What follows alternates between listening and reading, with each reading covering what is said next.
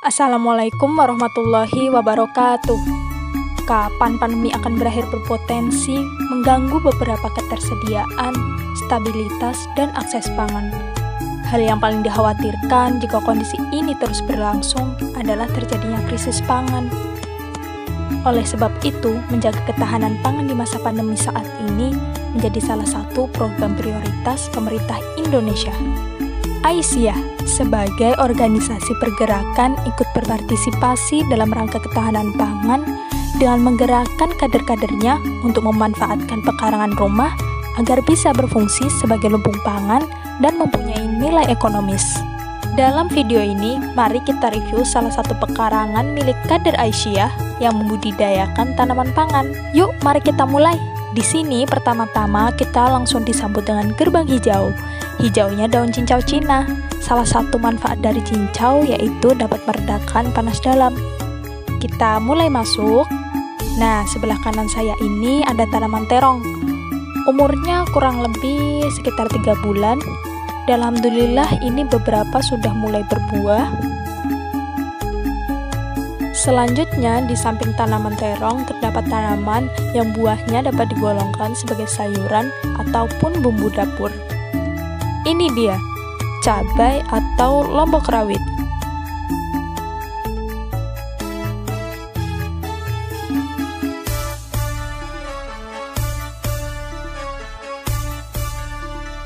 Ada tanaman jeruk sambal dan jeruk santang. Kemudian kita lanjut ke tanaman hidroponik, yaitu kangkung. Ini sudah 3 kali panen. Selain itu, tepat di depan saya ada tanaman talas, tanaman serai,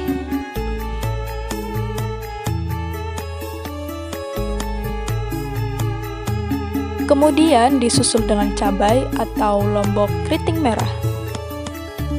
Di sini bisa kita lihat buahnya sudah mulai muncul.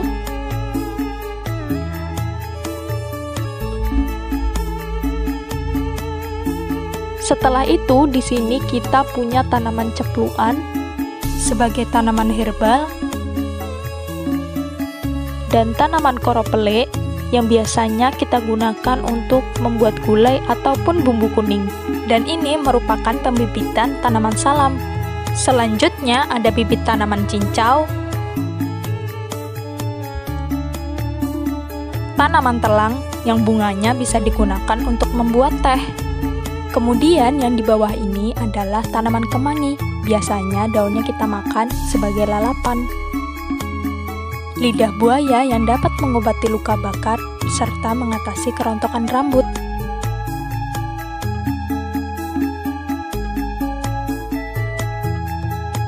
Kita lanjut jalan dan di sini ada tanaman pepaya Jepang. Daunnya lebih dikenal sebagai superfood atau bahan makanan yang mengandung banyak nutrisi. Tidak hanya itu, di sampingnya juga terdapat tanaman singkong,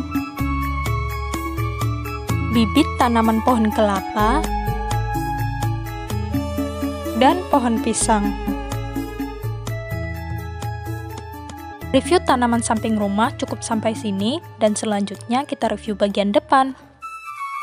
Ini adalah tenda tempat persemaian tanaman stek. Selanjutnya di sini ada pohon melinjo dan pohon jambu.